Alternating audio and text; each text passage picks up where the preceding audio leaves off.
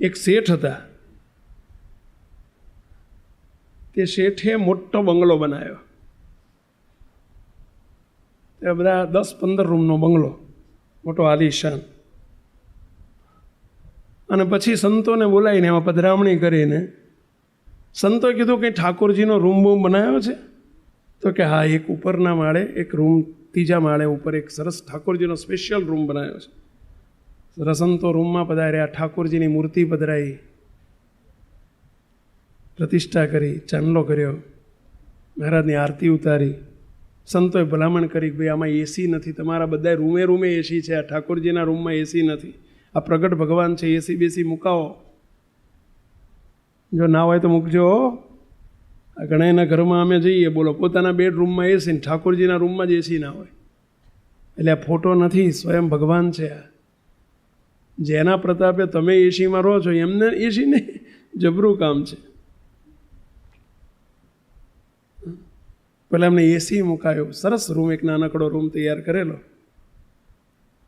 હવે 2 દિવસ 4 દિવસ થયા, 15 દાડા થયા, અને એક વખત રાત્રે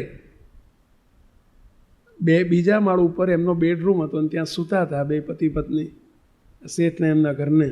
અને એ વખતે નીચે એકદમ અવાજ બહુ થવા માંડ્યા, જાણે મોટું ટોળું કોઈ આવ્યું હોય ને એમ અવાજ થવા. અને એમનો દરવાજો ધબધબાવા માંડ્યો, ખોલો ખોલો ખોલો.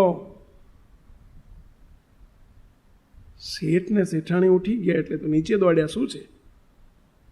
ત્યાં તો બારીમાંથી જોયું તો બહાર મોટું ટોળું, બહાર મોટું ટોળું જોયું, રાતની અંધારી રાતમાં. શાનું ટોળું ખબર છે? રાક્ષસો, અસુરો બધા, શિંગડાવાળા, પૂંછડાવાળા, તમે જો કાળા ધબ જેવા બધા વિકૃત આકૃતિઓ બધી. અને એવા 10, 15, 20, 25, 50 ટોળું જોયું. ખોલો કે બાયણા ધબધબાવે. ઓલ્યા તો સત્સંગી એટલે સ્વામિનારાયણ સ્વામિનારાયણ સ્વામિનારાયણ સ્વામિનારાયણ સ્વામિનારાયણ ધૂન કરવા મંડી પડ્યા. અડધો કલાક ધૂન કરી એટલે ટોળું જતું રહ્યું. બીજે દાડે ફરીથી રાત પડી અને ફરીથી ટોળું ધબધબાવા માંડ્યું. ખોલો છો કે નહીં? ખોલો ખોલો ખોલો, બાયણા ખોલો. બારીથી જોયું એ જ ટોળું. ફરી પછી સ્વામિનારાયણ સ્વામિનારાયણ સ્વામિનારાયણ સ્વામિનારાયણ ધૂન કરી ટોળું જતું રહ્યું. આ તો બી ગયા બરાબરના, ભારે કરી. હવે સારું, રોજ આ તો 3-4 દાડા સુધી આવું થયું. એક દાડો ભગવાનને અંદર રૂમમાં જઈને કે હે પ્રભુ, જે ઘરમાં ભગવાન બિરાજતા હોય ત્યાં એને કોઈ ભય ના હોય, ત્યાં આવું કોઈ એવી આસુરી વસ્તુ આવે જ નહીં. અને આ તમે અહીં બેઠા છો ને આ કેમ આસુરી વસ્તુ આવે છે? આ બધી આસુરો ઘરમાં આવે છે કેમ? આ તો બાયણું ઉઘાડતા નથી, ને અંદર બેસી જાય. ત્યારે ભગવાન બોલ્યા, મહારાજ બોલ્યા, મહારાજ કે શેઠ, તમે જે કોઈ તમારા ઘેર બંગલો બનાવ્યો છે ને બધા જોવા આવે છે અને જે પૂછે કે આ રૂમ મારો, આ મારા ઘરવાળાનો, અમારા દીકરાનો, અમારી દીકરાની ઘરવાળાનો, બધા રૂમોની તમે ઓળખાણ, આ મહેમાનનો, આ ગેસ્ટનો, આ ફલાણાનો, આ ફલાણાનો, આ મારી જમાઈ આવે તો એના માટે મૂક્યો છે, આ દીકરી આવે તો એના માટે, આ બધા તમે રૂમ. તમે શું કહો છો? આ ઠાકોરજીનો તમે એક રૂમ મારો કરી આપ્યો છે, જે મારું હોય એની રક્ષા હું કરું. આ રૂમમાં કોઈની તાકાત નથી, કોઈ અસુર આવી શકે. તમે જો પહેલેથી આખો બંગલો અમારો કર્યો હોત ને તો બંગલામાંની કોઈ તાકાત નથી, બંગલાના બાયણામાં કોઈ પહેરી શકે. પણ તમે અમારો બંગલો કર્યો છે જ ક્યાં? તમે બંગલો અમારો કર્યો છે જ ક્યાં? તમે એમ કહો છો કે બંગલો તો મારો, ખાલી આ રૂમ ભગવાનનો. તો મારા રૂમની હું રક્ષા કરું, જે મારું હોય એની રક્ષા કરું. અને એમ જ હોય ને પહેલાં, તમે તમારાની જ રક્ષા કરો કે બીજા કોઈની કરો? પહેલાં તમે તમારા ઘરની સેફટી વિચારો, તમે ઘરને લોક મારો, તમે તમારા છોકરાની ચિંતા કરો. જેટલું મારું છે એની ચિંતા તમે કરો છો. એમ ભગવાન કે જેટલું મારું હોય એની ચિંતા કરું. એ તમારો છે, તમે ચિંતા કરો. તમને વિનય સ્વામી એવું ઓછું શીખવાડ્યું હતું કે આ ઘરનો બંગલો મારો મારો મારો કરજો એવું? જા, તમે મારો કરો છો, તમે ચિંતા કરો. હું શું કરવા? મારા રૂમની ચિંતા કરો. તમે તાર ઘરમાં પહેશે ને બોલો આ રૂમમાં નહીં પહેરી શકે. અને જો મારો બંગલો કરી દો તો આ બંગલામાં નહીં પહેરી શકે. કોઈની તાકાત નથી બાયણા ઉઘાડા મૂકીને હુંજો તમ તાર. કોઈ એવા આસુરી તત્વોની તાકાત નથી અંદર કોઈ આવી શકે. મુક્તો શું સમજવાનું આમાંથી? ચલો, આ એક્ઝામ્પલ છે, આ તો દ્રષ્ટાંત છે. મુક્તો પુત્રને પણ તમારો ન માનશો, બંગલાને તમારો ન માનશો, ભૂલમાંય મારો વિચાર જ નહીં કરવાનું. કોનું છે આ બધું? મહારાજનું છે. ભગવાનનું કરી દેજો તો ભગવાન પડે પડે બધી રક્ષા કરશે. અને હકીકત આ છે કે મારું કશું જ નથી, આપણું કશું જ નથી, બધું જ મહારાજનું. સમજજો, ધંધોય તમારો નથી, ઘરે તમારું નથી, પુત્રય તમારા નથી, તમે તમારા નથી, આ શરીરે તમારું નથી. એ જો તમારું હોય તમારી જોડે આવવું જોઈએ. પણ માણસ જાય ત્યારે જોજો, ફલાણા ભાઈ ગયા, એટલે હુતા છે ને એ પડ્યું રહ્યું અહીંયા, એનું હતું એ ગયું, બાકી એ ભાઈ જતા રહ્યા ને આ શરીર પડ્યું છે. કંઈ જ આપણું નથી, મહારાજનું જ છે. હું હરિનો, હરિ મારા, આટલું જ સમજી રાખવાનું. શું? હું હરિનો, હરિ મારા, બસ. કાંઈ બીજું આપણું નથી. ભગવાન સિવાય કશું તમારું નથી. મકાને મારું એવું ન બોલતા, ભૂલમાં બોલતાય નહીં ને સમજતાય નહીં હો. ભલે આપણે રહેવા માટે ભગવાને આપ્યું છે, પણ કોઈ પૂછે તો એ તે શું કહેવાનું? કોનું છે? મહારાજનું. એક ભાઈ મારી જોડે આવ્યા, મને કે સ્વામી બંગલામાં નામ આપો ને, મારે નેમ પ્લેટ લગાવવી છે. એટલે મેં તો આપ્યું, કીધું ભાઈ આશીર્વાદ રાખો, બંગલાનું નામ આશીર્વાદ રાખો. પછી ધીમે રહીને પૂછ્યું કે તમે નીચે શું લખશો? કે સ્વામી નીચે પછી અમારા 2 જણનું નામ લખવાનું વિચાર્યું છે, કે ઉપર આશીર્વાદ ને નીચે અમે 2 એટલે સમજી ગયા ને પહેલાં. અમારા 2ના નામને પ્લેટ બનાવવા આપું છું, તો હવે નીચે ઉપર આશીર્વાદ ને નીચે અમારા 2 જણના નામ, નેમ પ્લેટ. એ કેમ લખવાનું? એ લખવાનો હેતુ શું? આ તમને બધા તમે નેમ પ્લેટો લગાવેલી હશે હો, આ કંઈ તમે ઓછા નથી, દૂધે ધોયેલા નથી. આ તમે આવી જ નેમ પ્લેટ લગાવી હશે, નીચે નામે લખ્યું હશે. કે આ નામ લખવાનો શું હેતુ? મુક્તો આજ આપણને આપણી માલિકી બતાવી, આપણને અંદર ફિટ થઈ ગયું છે કે ભાઈ આ માલિક છે.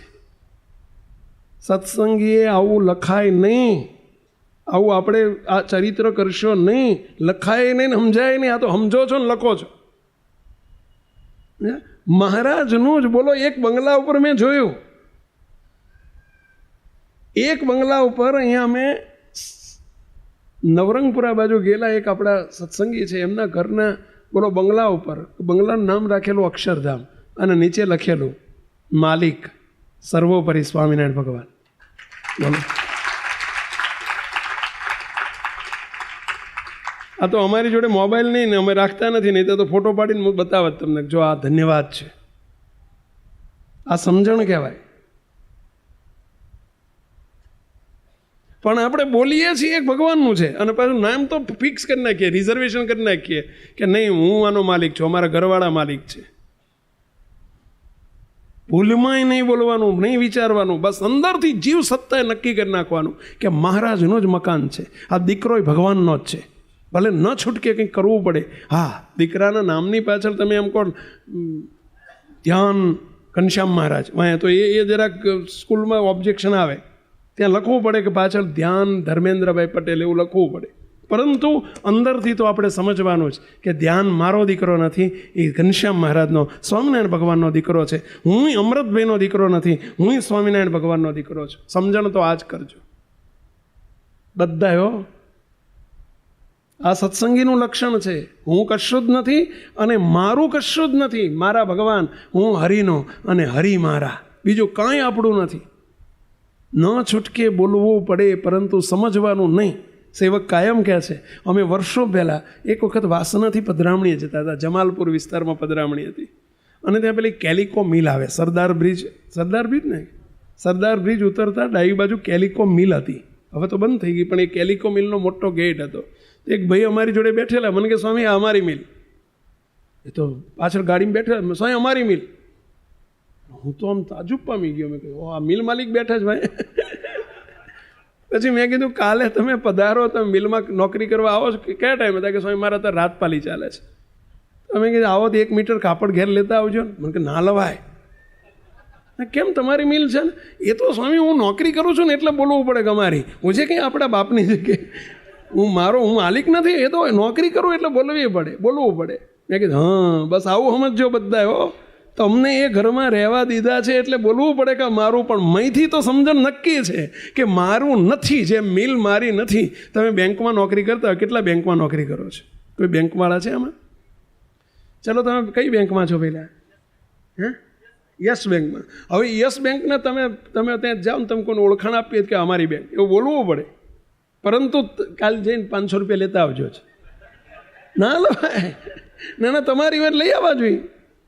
પરંતુ એ સમજો છો કે નોકરી કરવા માટે જ માત્ર બોલવાનું છે, બાકી તમારી નથી. એમ ઘરમાં પણ બોલવું પડે કે મારું ઘર, પરંતુ માલિકી હક નહીં જમાવવાનો. બોલવા ખાતર બોલવાનું કે મારું ઘર, મારો દીકરો. અંદરથી સમજણ, કોન્સેપ્ટ શુડ બી ક્લિયર. અંદરથી કોન્સેપ્ટ એટલો ક્લિયર રહેવો જોઈએ કે આ ભગવાનનું છે, મારું નથી. દીકરો ભગવાનનો છે, મારો નથી. દીકરા દીકરી ઘરના સભ્યો અનાદિ મુક્ત મનાવજો. મારા છે ભાવ ભૂલીને અર્થે જીવાડ, બસ મારા નથી. એ જ રીતે ધંધો પણ, નોકરી ધંધા દ્રવ્યાદિક ષષ્ટિપદે ભોગવા. સમજો, આ બધું સમજો, આ સમજણ કરજો, સત્સંગમાં આવે. નોકરી ધંધા દ્રવ્યાદિક જે કંઈ છે એને માલિક નહીં થવાનું, ટ્રસ્ટી થવાનું. નોકરી ધંધા દ્રવ્યાદિક ષષ્ટિપદે ભોગવા. ટ્રસ્ટી ભોગવાવજો, સમયે સહેજ છોડા. ટ્રસ્ટી હોય ને તો વાંધો ના આવે. આપણે માલિક થઈ જઈએ છીએ ને, તકલીફ એ છે. ટ્રસ્ટી રહેવાનું. ટ્રસ્ટી એટલે સમજ્યા ને? જેમાં મંદિરના ટ્રસ્ટી હોય એટલે આપણે બોલવું પડે કે અમારું મંદિર છે, એનો વહીવટે કરવો પડે. પણ કોઈ દાડો મંદિરમાંથી લાવો ને 2 ખુરશી છે, તું ઘેર લઈ જાઉં, આપણું જ છે ને. ના લઈ જવાય ભાઈ, લઈ જવાય. ટ્રસ્ટી છીએ એમ તમે તમારા ઘરના ટ્રસ્ટી છો. કોઈ દિવસ માલિકી હક ના જમાવશો. અમારે એક વખત એક ભાઈ આવ્યા ગાડી પ્રસાદીની કરવા. પ્રસાદીની ગાડી કરવા આવ્યા. તે બહુ લગભગ 20 લાખની ગાડી લઈ આવેલા. કઈ ગાડી હતી મને નામ બામ કંઈ આવડતા નથી, અને એમાં રસાઈ નથી એટલે મને ખબર નહીં. પણ પૂછ્યું કેટલા લાખની? તો કે 20 લાખની લીધી. 20-22 લાખ બોલ્યા ગઈ. પછી ઠાકોરજીના પધરામણી કરી, અંદર હરિકૃષ્ણ મહારાજ પધરાયા, ચાંદલા કર્યા. મને કે એક રાઉન્ડ મારી જાય સ્વામી, બેસો ને જરા. એટલે અમે સ્વામિનારાયણ ધામના કેમ્પસમાં જ રાઉન્ડ માર્યો. પછી ઉતર્યા ને અમે, એટલે મને કે સ્વામી લ્યો ચાવી કાઢીને મને આપી, લ્યો ચાવી. કેમ? કે સ્વામી આપની ગાડી જૂની થઈ ગઈ છે ને, એટલે હું આપના માટે લઈ આવ્યો છું. અરે તારો ભલો થાય. એમ કે આપની ગાડી 6 વર્ષ થઈ ગયા છો ને, મને સમાચાર મળ્યા કે આપની ગાડી જૂની થઈ ગઈ છે, એટલે હું લઈ આવ્યો. કે મારે નથી જોતી, મારે હજુ 1-2 વર્ષ ચાલે એવી છે. મને નથી જોતી, અમને રસ્તામાં ક્યાંય રાખ્યા નથી. જેથી રસ્તામાં રાખશે ને તેથી હું વિચારીશ. હજુ તો સ્મૂથલી ચાલે છે. મને કે સ્વામી મારા પૈસે લાવ્યો છો, તમને શું વાંધો? મારા મંદિરમાં જ પૈસા નથી લેવાના, મારે સેવા કરવી છે. મારા તરફથી સેવા, અમારા પૈસે લાવ્યો છો. કે શું બોલ્યો? મને કે સ્વામી અમે હમણાં હું મારા માટે હું 30-32 લાખની ગાડી લાવ્યો છું, મર્સિડીઝ લાવ્યો છું. સ્વામી અમે મર્સિડીઝ ફેરવીએ છીએ. મેં કીધું તમારે કેટલી ગાડીઓ છે? સ્વામી 3 હતી તો એ તે 4થી લાવ્યો. તો સ્વામી આપના માટે મેં 20 લાખની લાવ્યો છે, એમાં તમે ના પાડો છો. પછી મેં કીધું આનું ઓપરેશન કરવું પડશે, આમ 2 મિનિટમાં નહીં પતે. લઈ ગયો, બેહાડ્યો. મેં કીધું જો હા બળ બેન, જેમ સંસ્થાના પૈસા ટ્રસ્ટના છે, એમ તારા પૈસા તારા નથી. એ તે મહારાજનું ટ્રસ્ટ છે. મંદિરના પૈસાની હું ગાડી નથી લાવતો, એ લોભથી નથી, જરૂર નથી એટલે નથી લાવતો. ના લવાય.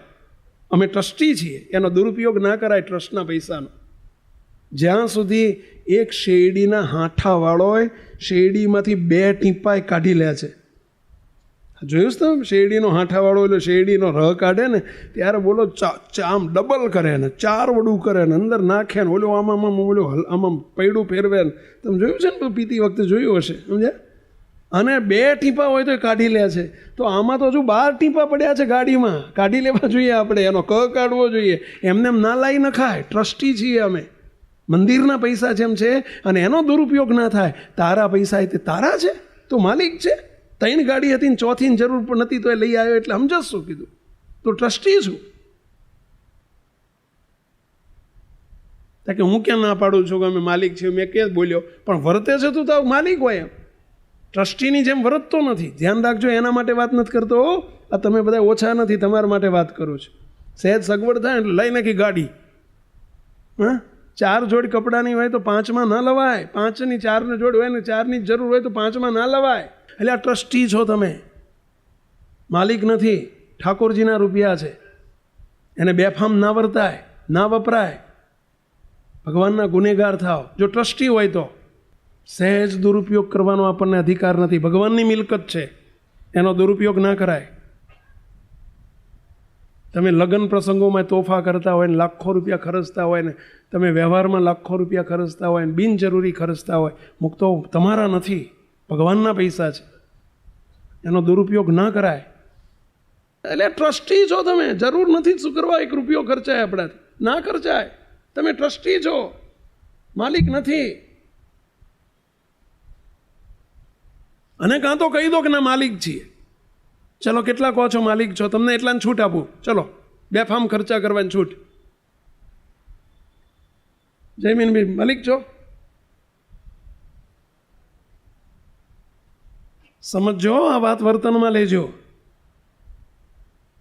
1 રૂપિયો પણ આપણાથી ખોટો ના ખર્ચાય. ભગવાનના પૈસા છે, આપણા ન સમજતા. નહીતર જે ભગવાનને આપતા આવડે અને લેતા પણ આવડે. જે વસ્તુ તમે મારી માનશો ને અને માલિક થશો ને, એ તો જેને આવડે આપતા આવડે ને લેતા આવડે. જેમ પેલા ભાઈએ પ્લોટ વાપરવા આવ્યો હતો, પણ મારું માન્યું એટલે શું કર્યો, પેલા લઈ લીધો પ્લોટ. બહાર મૂકો, જ્યાં ગાડી મૂકવી હોય ત્યાં, મારા પ્લોટમાં નહીં મૂકવા દો. જો જેને આપ્યો એને લેતા આવડ્યું કે ના આવડ્યું પેલા. એમ જે ભગવાનને પૈસા આપતા આવડે છે, લેતા આવડે છે. જો દીકરા તમારા સમજ્યા તો દીકરા આપતા આવડે છે, લેતા આવડે છે. સ્વામિનારાયણ ભગવાન મહેમદાવાદ પધારેલા, મહેમદાવાદ. અને મહેમદાવાદમાં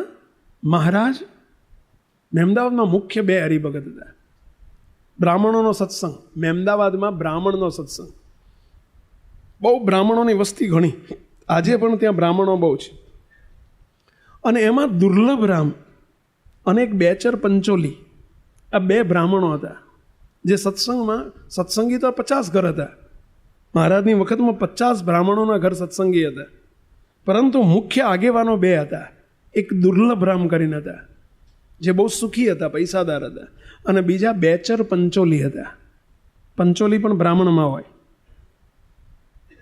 અને એમનો વ્યવહાર થોડો દુબળો હતો. હવે મહારાજ ત્યાં પધાર્યા મહેમદાવાદમાં. બધા હરિભક્તો વારાફરતી મહારાજને રોજ નોતરું આપે, આમંત્રણ આપે. શું? ઘેર જમવા પધારો મહારાજ, આવતીકાલે અમારે ત્યાં, ઓલ્યો કે આવતીકાલે અમારે ત્યાં, ઓલ્યો કે આવતીકાલે અમારે ત્યાં. મહારાજ 10 દિવસ રોકાયેલા. 4થે 5મે દિવસે મહારાજને આવીને દુર્લભ રામના જે ધર્મપત્ની હતા, દુર્લભ રામ બહુ લોભી હતા. પૈસો ઘણો હતો એમને, આખા ગામમાં સૌથી પૈસાદાર ઘર એમનું હતું, દુર્લભ રામનું. પણ બહુ લોભી હતા. એમના ધર્મપત્નીએ આવીને મહારાજને કહ્યું, મહારાજ અમારા ઘેર આવતીકાલે થાળ આપના કરવાના છે, રસોઈ બનાવવાની છે, માટે આપ મારા ઘેર જમવા માટે પધારજો. મહારાજ કે તમે દુર્લભરામને પૂછ્યું કે એમને એમ કહેવા આવ્યા છો?